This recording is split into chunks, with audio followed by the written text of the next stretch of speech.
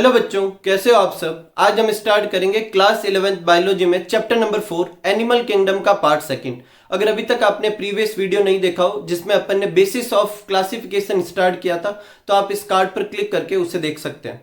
आज की वीडियो में अपन वही टॉपिक कंटिन्यू करने वाले हैं। तो देखो, पिछले वीडियो में अपन ने देखा था कि जो एनिमल किंगडम जो होता है उसमें जो 11 फाइलम बनाए जाते हैं वो 6 पॉइंट के ऊपर बेस्ड होते हैं, जिसमें से अपन ने 3 बेसिस ऑफ क्लासिफिकेशन स्टडी कर ली थी। कौन कौन से हो गए थे? लेवल ऑफ ऑर्गेनाइजेशन हो गया था, सिमेट्री हो गया था और जर्म लेयर हो गया था। आज के वीडियो में अपन 4th पॉइंट लेने वाले हैं, जो कि क्या है? सिलोम।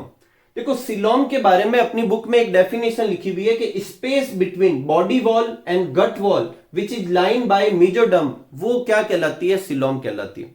तो देखो, इसको समझते हैं। सपोज करो ये कोई ऑर्गेनिज्म है और ये सेंटर में जो ट्यूब लाइक स्ट्रक्चर दिख रहा है वो एलिमेंट्री कैनाल है, और इस एलिमेंट्री कैनाल की जो वॉल होगी वही क्या कहलाती है? अपनी गट वॉल कहलाती है। और ये जो सबसे बाहर की तरफ लाइनें शो कर रखी है ब्लैक कलर में, ये उसकी अपनी बॉडी वॉल है। क्या है? बॉडी वॉल है। तो इस बॉडी वॉल और इस गट वॉल के बीच में स्पेस होना चाहिए, तब उस स्पेस को अपन कैविटी कहेंगे। और अगर ये स्पेस जो है मेसोडर्म से कवर्ड है तो ये ट्रू स्पेस कहलाएगा, ट्रू सिलोम कहलाएगा, ट्रू कैविटी कहलाएगा। तो सिलोम क्या होता है? बेसिकली वो स्पेस जो बॉडी वॉल और गट वॉल के बीच में हो और उसके दोनों तरफ क्या होनी चाहिए? मेसोडर्म होनी चाहिए। या तो मेसोडर्म होनी चाहिए या मेसोडर्म से बना हुआ कोई स्ट्रक्चर होना चाहिए। मतलब ऐसी कोई लेयर हो सकती है जो मेसोडर्म से डिराइव होती है, तब उस स्पेस को अपन क्या कहेंगे? सिलोम कहेंगे। अब देखो, ये बॉडी वॉल जो है इसको मैं इस लाइन से डिनोट करता हूं, और बॉडी वॉल जो होती है वो एम्ब्रियोनिक एक्टोडर्म से बनती है। इसका मतलब इस लाइन को मैं एक्टोडर्म भी समझ सकता हूं। और जो गट वॉल जो होती है वो बेसिकली किसकी बनी होती है? एंडोडर्म की बनी होती है। ठीक है। और एक्टोडर्म की तरफ भी मान लो मेसोडर्म की एक लेयर है, और एंडोडर्म की तरफ भी मेसोडर्म की एक लेयर है। तो इन दोनों के बीच का जो ये स्पेस होगा उसे अपन सिलोम कहेंगे। तो सिलोम ऐसे भी कह सकते हैं, एक्टोडर्म और एंडोडर्म के बीच का स्पेस जो मेसोडर्म से कवर्ड हो उसे अपन क्या कहते हैं? सिलोम कहते हैं। ठीक है। अब on the basis of coelom organism are 3 type. Coelom के बेसिस पे ऑर्गेनिज्म जो होते हैं वो 3 तरह के हो सकते हैं। कौन कौन से? जिनमें स्पेस होता ही नहीं है। एसिलोमेट। किस किस के बीच में? अगर एक्टोडर्म एंडोडर्म के हिसाब से देखें तो एक्टोडर्म और एंडोडर्म के बीच में स्पेस ही नहीं है। या तो वहां पर मीजोगीलिया है और या फिर वहां मेसोडर्म है लेकिन कोई स्पेस नहीं है। ऐसे ऑर्गेनिज्म क्या कहलाएंगे? एसिलोमेट्स। या फिर ऑर्गेनिज्म के बीच में एक्टोडर्म और एंडोडर्म के बीच में स्पेस तो है लेकिन वो दोनों तरफ मेसोडर्म से कवर्ड नहीं है। ऐसे केस में इसे कहेंगे सूडोसिलोम। क्या कहेंगे? सूडोसिलोम। और एक ऐसे ऑर्गेनिज्म होते हैं जो कुछ इस तरीके के होते हैं जिसके एक्टोडर्म और एंडोडर्म के बीच में स्पेस भी होता है, वो दोनों तरफ मेसोडर्म से कवर्ड होता है, उसे अपन क्या कहेंगे? ट्रू सिलोम कहेंगे। तो सिलोम के बेसिस पे ऑर्गेनिज्म 3 तरह के हो सकते हैं, एसिलोमेट, सूडोसिलोमेट और ट्रू सिलोमेट। पहले लेते हैं एसिलोमेट। देखो, acoelomate organism in which body cavity और सिलोम एब्सेंट होता है। अब ये जो होते हैं सारे डिप्लोब्लास्टिक ऑर्गेनिज्म जो होते हैं एसिलोमेट ही है। देखो, डिप्लोब्लास्टिक ऑर्गेनिज्म में क्या होता है? बाहर की तरफ एक्टोडर्म और सबसे अंदर की तरफ क्या होती है? एंडोडर्म। और ये सबसे सेंटर में क्या? इसे कैविटी ना समझे, ये क्या है? प्रिमिटिव गट है। ठीक है। गट मतलब जो बाद में इंटेस्टाइन बनाएगी। प्रिमिटिव गट का मतलब जो बाद में इंटेस्टाइन वाला पार्ट बनाएगी। तो देखो, ये जो है अंदर की तरफ क्या है? एंडोडर्म। और सबसे बाहर की तरफ क्या है? एक्टोडर्म। और एक्टोडर्म और एंडोडर्म के बीच का जो स्पेस है उसमें क्या होता है? मीजोगीलिया होता है। हालांकि ये सेलुलर स्ट्रक्चर तो नहीं है लेकिन फिर भी यहां पर फिल है। इसका मतलब इसके बीच में कोई स्पेस नहीं। इसका मतलब जो डिप्लोब्लास्टिक ऑर्गेनिज्म होते हैं वो कैसे होते हैं? सारे के सारे कैसे होते हैं? एसिलोमेट होते हैं। कौन कौन से? पोरीफेरा, सिलेंटेरेटा और टीनोफोरा। जहां अपनी बुक में डिस्क्रिप्शन दे रखा है वहां एसिलोमेट का सिर्फ एक एग्जांपल दे रखा है, प्लेटिहेल्मिन्थस, लेकिन आगे एक चार्ट दे रखा है, उस चार्ट में पोरीफेरा को भी एसिलोमेट लिखा हुआ है, सिलेंटेरेटा और टीनोफोरा को भी क्या लिखा हुआ है? एसिलोमेट लिखा हुआ था। अब बात आती है ट्रिप्लोब्लास्टिक। तो ट्रिप्लोब्लास्टिक ऑर्गेनिज्म जो होते हैं वो 3 तरह के हो सकते हैं। एसिलोमेट भी हो सकते हैं, सूडोसिलोमेट भी हो सकते हैं और ट्रू सिलोमेट भी हो सकते हैं। डिप्लोब्लास्टिक तो हमेशा ही कैसे होंगे? एसिलोमेट होंगे। अब ट्रिप्लोब्लास्टिक की बात करें तो ट्रिप्लोब्लास्टिक का एक एग्जांपल ले रहे हैं अपन, प्लेटिहेल्मिन्थस। इसे बाद में एकदम वापस स्टार्ट करते हैं। देखो, ब्लास्टुला, मैंने आपको पिछले वीडियो में भी बताया था कि पहले जाइगोट बनता है, फिर मोरूला बनता है, फिर ब्लास्टुला बनता है। और ये वाली लेयर अंदर की तरफ ऐसे डिप हुई। ये वाली बाहर वाली लेयर क्या कहलाएगी? एक्टोडर्म। और ये ग्रीन वाली लेयर जो है वो क्या कहलाएगी? एंडोडर्म। अब इन दोनों के बीच में ये जो स्पेस है, इस स्पेस में मीजोडर्म फिल हो जाती है, मीजोडर्म की सेल फिल हो जाती है। और बाद में, और ये वाला तो पोर आपको पता ही है, ब्लास्टोपोर कहलाता है। और बाद में ये कुछ इस तरीके का स्ट्रक्चर हो जाता है। सबसे बाहर एक्टोडर्म, फिर सबसे अंदर एंडोडर्म, और उन दोनों के बीच में पूरा मीजोडर्म की सेल फिल है, बीच में कोई गैप नहीं है। ऐसे में अपन कह सकते हैं कि इसमें कोई सिलोम नहीं है। तो ट्रिप्लोब्लास्टिक ऑर्गेनिज्म भी एसिलोमेट हो सकते हैं, और ऐसा किसमें होता है? प्लेटिहेल्मिन्थीज में। तो टोटल 4 फाइलम एसिलोमेट्स में आते हैं, पोरीफेरा, सिलेंटेट्रा, टीनोफोरा और प्लेटिहेल्मिन्थीज। ये तीनों तो कैसे हैं? डिप्लोब्लास्टिक। और ये कैसा है? ट्रिप्लोब्लास्टिक। एक बार मैं फिर रिपीट कर रहा हूं, ये सबसे सेंटर में जो कैविटी दिख रही है इसे सिलोम ना समझे, ये प्रिमिटिव गट है। फिर आते हैं सूडोसिलोम। सूडोसिलोमेट क्या होता है कि देखो, इसमें भी पहले क्या होगा? ब्लास्टूला होगा, फिर ऐसा स्ट्रक्चर बनेगा जिसमें बाहर की तरफ एक्टोडर्म और अंदर की तरफ क्या होगी? एंडोडर्म।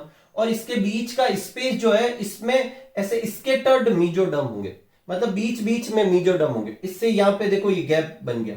ये गैप किसके बीच में? एक्टोडर्म और एंडोडर्म के बीच में गैप हो गया, तो स्पेस तो है, लेकिन ये स्पेस दोनों तरफ से मीजोडर्म से कवर्ड नहीं है। और क्योंकि मीजोडर्म से कवर्ड नहीं है, इसलिए इसको मैं ट्रू सिलोम नहीं कह सकता। तो ये कैसी होगी? Pseudocoelom. Organism in which space is present between body wall and gut wall, या एक्टोडर्म और एंडोडर्म के बीच में स्पेस तो होता है, लेकिन वो किससे लाइन होता है? मीजोडर्म से। ऐसे को कहते हैं सूडोसिलोमेट। और ऐसा किसमें होता है? एस्के एल्मंथीज। एस्के एल्मंथीज एकमात्र फाइलम ऐसा है, ओनली फाइलम है जिसमें क्या होता है? सूडोसिलोमेट होता है। बात करते हैं ट्रू सिलोमेट की। ट्रू सिलोमेट कौन से होंगे? Organism in which body wall जो होती है, स्पेस प्रेजेंट होता है किसके बीच में? बॉडी वॉल और गट वॉल के बीच में, या एक्टोडर्म और एंडोडर्म के बीच में, जो मीजोडर्म से कवर्ड भी होती है। जैसे मान लो ये एक्टोडर्म है और ये एंडोडर्म है, और बीच में स्पेस है, और वो स्पेस जो होगा वो दोनों तरफ से किससे कवर्ड होगा? मीजोडर्म से कवर्ड होगा। ये एक्टोडर्म, ये सबसे अंदर एंडोडर्म, और ये दोनों तरफ क्या है? मीजोडर्म। और ये जो बीच की कैविटी है, इस कैविटी को क्या कहेंगे? ट्रू सिलोम कहेंगे। ट्रू सिलोम के बारे में अभी अपन और डिटेल में देखते हैं। अभी के लिए इतना याद रखो, डायग्राम से भी समझेंगे। ट्रू सिलोम वो सिलोम होगी, वो स्पेस होगा जो एक्टोडर्म और एंडोडर्म के बीच में और मीजोडर्म से कवर्ड है, उसे अपन क्या कह सकते हैं? ट्रू सिलोम कह सकते हैं। किस किस में होगा? एस्के एल्मंथीज के ऊपर के सारे member, Annelida, Arthropoda, Mollusca, Echinodermata, Hemichordata, Chordata में क्या होता है? ट्रू सिलोमेट ही होते हैं वो। ठीक है, तो एक बार आप ये नोट कीजिए, फिर अपन आगे बढ़ते हैं। आगे बढ़ते हैं और ट्रू सिलोमेट के बारे में और डिटेल में देखते हैं। तो देखो, ट्रू सिलोमेट जो ऑर्गेनिज्म होते हैं उनमें भी एक्टोडर्म और एंडोडर्म बन गई। अब इसके बीच में जो मीजोडर्म है वो, और जो सिलोम बनेगी उसके पैटर्न में फर्क होता है। दो तरीके से ट्रू सिलोम बन सकती है। पहला तरीका होता है जिसमें बीच बीच में देखो, मीजोडर्म की सेल जब यहां पर बने तो बीच बीच में देखो पाउच रह जाए, बीच बीच में स्पेस रह जाए, और बाद में ये सारे स्पेस कंबाइन होकर ऐसी सिलोम बना ले, और फाइनल आउटपुट ऐसा दिखेगा जिसमें देखो स्पेस है, ये एंडोडर्म है, ये एक्टोडर्म है, बीच में स्पेस है, और वो स्पेस दोनों तरफ से देखो ये रेड वाली सेल से कवर्ड है, मतलब मीजोडर्म से कवर्ड है। तो ये कैविटी कैसी हो गई? True cavity. या फिर एक और तरीका हो सकता है कि ये एंडोडर्म और ये एक्टोडर्म है, और जो ये एंडोडर्म जो गट वॉल है इससे देखो स्पेस जैसा ऐसा निकले बाहर की तरफ, ठीक है, और चारों तरफ क्या हो, बाकी का स्पेस तो मीजोडर्म से कवर्ड है, धीरे धीरे ये स्पेस की साइज बढ़ती जाए और कुछ ऐसा बन जाए। ठीक है, तो ट्रू सिलोम बनने का जो तरीका है वो दो तरीके से हो सकता है। ट्रू सिलोम तो एक ही तरीके की होती है, लेकिन वहां तक पहुंचने का रास्ता है वो दो तरीके से हो सकता है। या तो ऐसे छोटे छोटे स्पेस बने और बाद में वो कंबाइन हो जाए, या फिर एक तरफ इस तरफ स्पेस और एक इस तरफ, और वो बड़े होकर ऐसे बन जाए। अगर ऐसा बन रहा है तो इसे साइजोसिलोमेट कहेंगे, इस तरीके से बन रहा है तो इसे एंटेरोसिलोमेट कहेंगे। एक चीज मैं और क्लियर कर देता हूं, अपनी बुक में इन दोनों के नाम नहीं दे रखे, लेकिन ट्रू सिलोमेट ऑर्गेनिज्म दो तरह के हो सकते हैं, साइजोसिलोमेट और एंट्रोसिलोमेट। ठीक है, और ये दोनों किसके बेसिस पर है? ट्रू सिलोम बनेगी कैसे? फाइनल आउटपुट दोनों का ऐसा ही दिखेगा, जिसमें बाहर की तरफ एक्टोडर्म होगी, अंदर की तरफ एंडोडर्म होगी, बीच में स्पेस होगा एक्टोडर्म और एंडोडर्म के बीच में, जो किससे कवर्ड रहेगा? मीजोडर्म से कवर्ड रहेगा। एक और चीज, अपनी बुक में जब डायग्राम दे रखा है ये वाला, तो एंडोडर्म, बाहर वाली जो एंडोडर्म की लाइनिंग है और अंदर वाली एंडोडर्म की लाइनिंग के बीच में ऐसे कनेक्शन दे रखे हैं। इन कनेक्शन को लेबल तो नहीं किया हुआ है, लेकिन इसकी लेबलिंग क्या होगी, ये मीजेंट्री होते हैं। क्या कहलाते हैं, मीजेंट्री। ठीक है, अब ट्रू सिलोमेट कौन कौन से हैं, तो Annelida, Arthropoda, Mollusca, Echinodermata, Hemichordata और कॉर्डेटा, ये किस में आते हैं, ट्रू सिलोमेट में आते हैं। इसमें से ऊपर के तीन एनेलिडा, आर्थ्रोपोडा और मोलस्का साइजोसिलोमेट है। इकाइनोडर्मेटा, हेमिकॉर्डेटा एंड कॉर्डेटा कौन से है, एंटेरोसिलोमेट है। कोई तकलीफ नहीं। ठीक है, एक और चीज, ये यहां पर जो ब्लास्टोपोर है, ये वाला क्या कहलाता है, ब्लास्टोपोर। ये वाला भी क्या है, ब्लास्टोपोर। ये ब्लास्टोपोर से फ्यूचर में माउथ या एनस दोनों में से कुछ एक बन सकता है। और क्या बनेगा, उन ऑर्गेनिज्मों को क्या कहेंगे, अभी अपन देखेंगे। आप बस याद रखना, जब मैं बोलूं कि ब्लास्टोपोर से बनता है तो ये ब्लास्टोपोर। ठीक है, अभी आगे देखते हैं। नेक्स्ट अपना जो ये फोर्थ पॉइंट था, किसके बेसिस पे, सिलोम के बेसिस पे। तो सिलोम के बेसिस पे 11 फाइलम को कैसे क्लासिफाई कर सकते हैं, पोरीफेरा, सिलेंटेटा, टीनोफोरा और प्लेटी अल्मंथीज, ये ए सिलोमेट है। फिर नेक्स्ट है एसके अल्मंथीज, वो सूडोसिलोमेट है। और आगे के सारे फाइलम जो है वो कैसे हैं, ट्रू सिलोमेट है। इसमें से ये तीन जो है साइजोसिलोमेट और तीन कैसे हैं, एंटेरोसिलोमेट। अब नेक्स्ट लेते हैं सेगमेंटेशन। सेगमेंटेशन का क्या मतलब होता है, टुकड़े, फ्रेगमेंट। तो देखो अपनी बुक में लाइन क्या लिखी हुई है कि the body of some animals have externally and internally divided. कुछ ऑर्गेनिज्म की बॉडी बाहर से और अंदर से डिवाइडेड होती है, और इन सेगमेंट में a serial repetition of at least some organ, किसी ना किसी ऑर्गन का सीरियल रिपीटेशन होना चाहिए। इसका क्या मीनिंग है, अभी मैं समझाता हूं, ध्यान से सुनना। The body so this pattern is called metameric segmentation. ऐसा सेगमेंटेशन क्या कहलाता है, मेटामेरिक सेगमेंटेशन कहलाता है। और ये मैकेनिज्म क्या कहलाती है, मेटामेरिज्म कहलाती है। अब देखो सेगमेंटेशन को समझने का सबसे अच्छा एग्जांपल अपनी बुक में दे रखा है, अर्थवॉर्म। जब आप अर्थवॉर्म की स्टडी करेंगे, देखो आप अगर ये अर्थवॉर्म बनाते हैं, अपन ऐसे बनाते हैं, तो अर्थवॉर्म में यहां पर ये सारी क्या है, रिंग्स है। ठीक है, ऐसे ऐसे रिंग्स दिखती है अर्थवॉर्म में। ठीक है, तो बाहर की तरफ से सेगमेंटेशन दिख रहा है। और जब अर्थवॉर्म को अपन कट करते हैं तो अर्थवॉर्म के अंदर भी सेगमेंटेशन होता है। और ये सेगमेंट जो है, इन सेगमेंट में कोई ना कोई ऑर्गन, रिपीटेशन का क्या मतलब है, सपोज करो कि एक ऑर्गन यहां से स्टार्ट हो रहा है और नेक्स्ट 4 चैम्बर तक चल रहा है। इसका मतलब वो ऑर्गन जो है 4 चैम्बर में क्या हो रहा है, रिपीट हो रहा है। जरूरी नहीं है वो सारे में हो। क्या लिखा हुआ है, एटलीस्ट सम ऑर्गन, मतलब किसी ना किसी, ये जो फ्रेगमेंट जो होंगे इनमें कोई ना कोई ऑर्गन होगा, और वो ऑर्गन एक ही फ्रेगमेंट में नहीं होगा, अगले फ्रेगमेंट में भी होगा, एटलीस्ट 2-3 फ्रेगमेंट में तो होगा, तो रिपीट होगा वो फ्रेगमेंट के अंदर। ठीक है, ऐसा सेगमेंटेशन क्या कहलाता है, मेटामेरिक सेगमेंटेशन कहलाता है। एक और चीज, इसमें कोई भी एक फ्रेगमेंट इंडिपेंडेंट नहीं है, वो किसी दूसरे फ्रेगमेंट पे डिपेंड करेगा। क्योंकि एक फ्रेगमेंट के अंदर तो एक ऑर्गन पूरा हो ही नहीं पा रहा, वो 1-2 और ऑर्गन में हो रहा है। तो कुछ ना कोई ऑर्गन ऐसा है इन मेंबर में जो कुछ सेगमेंट में क्या हो, चले। ठीक है, यही वजह यहां क्या लिखा हुआ, serial repetition of at least some organ. जब अपन एनेलिडा देखेंगे तब और अच्छे से देखेंगे। वैसे इस साल अपन को अर्थवॉर्म भी करना है तो उसमें और डिटेल में देखेंगे। The body so this pattern, उसे क्या कहेंगे, मेटामेरिक सेगमेंटेशन, और इसको कहते हैं मेटामेरिज्म। ये हर जो सेगमेंट है इसे मेटामियर भी कहते हैं। अब मेरी बात सुनना, सेगमेंटेशन के बेसिस पे ऑर्गेनिज्म 3 तरीके के होते हैं, ए सेगमेंटेड, सूडो सेगमेंटेड और मेटामेरिक सेगमेंटेड। पहले अपन को याद रख लेना है कि मेटामेरिक सेगमेंटेड मतलब ऐसा सेगमेंटेशन किस किस में होगा। तो ऐसा सेगमेंटेशन एनेलिडा में होगा, आर्थ्रोपोडा में होगा और कॉर्डेटा में होगा, बाकी और किसी फाइलम में नहीं। ठीक है, और प्लेटी हेलमिंथीज का एक मेंबर जिसका नाम होता है टैपवर्म, उसको अगर बाहर से देखोगे तो उसमें भी आपको फ्रेगमेंट दिखेंगे। ठीक है, जब अपन प्लेटी हेलमिंथीज देखेंगे तो देखो उसमें भी ऐसे फ्रेगमेंट दिखेंगे। लेकिन इसमें ऐसा नहीं है कि किसी एक फ्रेगमेंट का ऑर्गन दूसरे तीसरे फ्रेगमेंट तक कंटिन्यू रह रहा है। इवन इनमें तो पीछे के कुछ फ्रेगमेंट टूट के अलग भी हो सकते हैं और वो नया ऑर्गेनिज्म भी बना सकते हैं। ठीक है, तो इसका मतलब इनके फ्रेगमेंट इंडिपेंडेंट है। ऐसे फ्रेगमेंट को अपन फॉल्स सेगमेंटेशन कहेंगे। तो सूडो फ्रेगमेंटेशन होता है, किसमें होता है, टैपवर्म में। सारे प्लेटी हेलमिंथीज में नहीं, सिर्फ टैपवर्म में होता है। और मेटामेरिक सेगमेंटेशन या सेगमेंटेशन किसमें होता है, एनेलिडा, आर्थ्रोपोडा और कॉर्डेटा में। इसके अलावा बाकी सारे कैसे हैं, ए सेगमेंटेड। मतलब इन 3 को छोड़ के सब ए सेगमेंटेड है, सिर्फ टैपवर्म को छोड़ के, जो कि कैसा है, सूडो सेगमेंटेड। ठीक है, कोई तकलीफ नहीं। नेक्स्ट लेते हैं नोटोकॉर्ड। देखो अपनी बुक में एक डायग्राम आएगा आगे की तरफ। अगर ये मान लो कोई ऑर्गेनिज्म मानू, तो ऑर्गेनिज्म की देखो जैसे ये अपना हाथ है, तो ये ऊपर वाली सरफेस कौन सी कहलाती है, डॉर्सल, नीचे वाली सरफेस कौन सी कहलाएगी, वेंट्रल। तो डॉर्सल साइड में नर्व कोड के जस्ट नीचे, ये वाला जो है ये नर्व कोड है, इसके जस्ट नीचे एक क्या होता है, मीजोडर्म से बना हुआ, जो मीजोडर्म से बनता है एक रॉड लाइक स्ट्रक्चर बनता है। किस तरफ बनता है, डॉर्सल साइड में बनेगा। और ये किससे बनता है, मीजोडर्म से बनता है। ये रॉड लाइक स्ट्रक्चर होता है जो किसको सपोर्ट करता है, नर्व कोड को सपोर्ट करता है। ऐसे स्ट्रक्चर को क्या कहते हैं, नोटोकॉर्ड। सारे ऑर्गेनिज्म में नहीं बनता, कुछ में बनता है। अब जिनमें ये नोटोकॉर्ड बनेगा उसे तो अपन कहेंगे कॉर्डेटा, और जिनमें नोटोकॉर्ड नहीं बनेगा उसे अपन क्या कहेंगे, नॉन कॉर्डेटा। पोरीफेरा, सिलेंटेट्रा, अपने Ctenophora, Platyhelminthes, Aschelminthes, Annelida, Arthropoda, Mollusca, Echinodermata, Hemichordata, ये सारे के सारे किस में आते हैं, नॉन कॉर्डेट में आते हैं, क्योंकि इनमें नोटोकॉर्ड नहीं होता।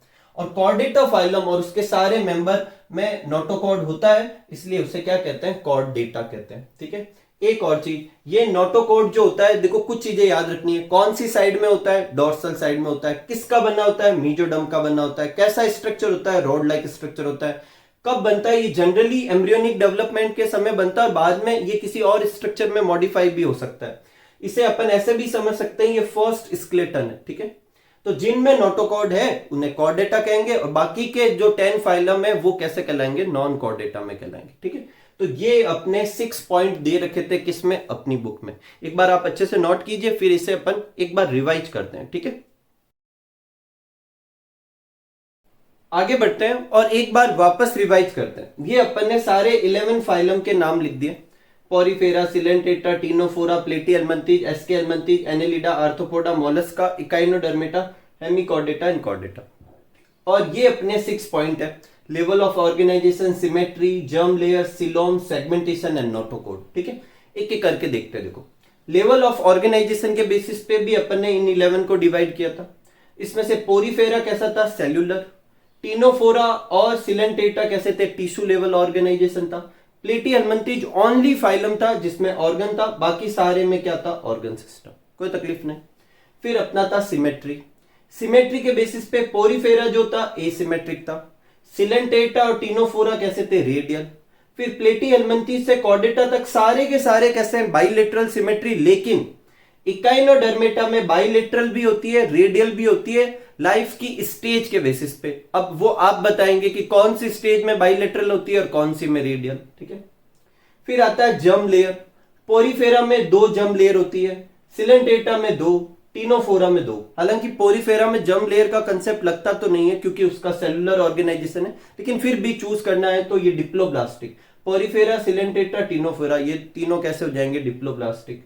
उसके बाद के सारे प्लेटिहेल्मिंथीज से लेकर कॉर्डेटा तक सारे ट्रिप्लोब्लास्टिक, जिसमें 3 जर्म लेयर होती है, एक्टोडर्म, एंडोडर्म और मीजोडर्म। फिर लेते हैं सिलोम। पोरीफेरा, सिलेंटेट्रा और टीनोफोरा, ये तीनों तो डिप्लोब्लास्टिक है और सारे डिप्लोब्लास्टिक एसिलोमेट ही होते हैं। प्लेटिहेल्मिंथीज ट्रिप्लोब्लास्टिक है लेकिन फिर भी कैसा है, एसिलोमेट है। एस्केहेल्मिंथीज ट्रिप्लोब्लास्टिक है लेकिन सूडोसिलोमेट होता है। उसके आगे एनेलिडा से कॉर्डेटा तक सारे कैसे, ट्रू सिलोमेट है, जिसमें से एनेलिडा, आर्थ्रोपोडा, मोलस्का तो साइजोसिलोमेट होता है। इकाइनोडर्मेटा, हेमिकॉर्डेटा एंड कॉर्डेटा जो है वो कैसा होता है, एंटेरोसिलोमेट होता है। फिर आता है सेगमेंटेशन। सेगमेंटेशन में अपन ऐसे याद कर लेंगे कि कौन कौन से सेगमेंटेड है तो ज्यादा सही रहेगा। कौन कौन से सेगमेंटेड होते हैं, एक तो एनेलिडा सेगमेंटेड है, एक आर्थ्रोपोडा सेगमेंटेड है, एक कॉर्डेटा सेगमेंटेड है, बाकी के सारे कैसे हैं, ए सेगमेंटेड। लेकिन प्लेटिहेल्मिंथीज के मेंबर भी ए सेगमेंटेड है, लेकिन उसका एक मेंबर टैप फॉर्म वो कैसा होता है, सूडो सेगमेंटेड होता है। ठीक है। फिर लास्ट आता है नोटोकॉर्ड। नोटोकॉर्ड के बेसिस पे पोरीफेरा से लेकर हेमिकॉर्डेटा तक इन सब में नोटोकॉर्ड एब्सेंट होती है, तो ये सारे नॉन कॉर्डेट हो गए। और ये लास्ट वाला कैसा होगा, कॉर्डेट, क्योंकि इसमें नोटोकॉर्ड होगी, कोई तकलीफ नहीं।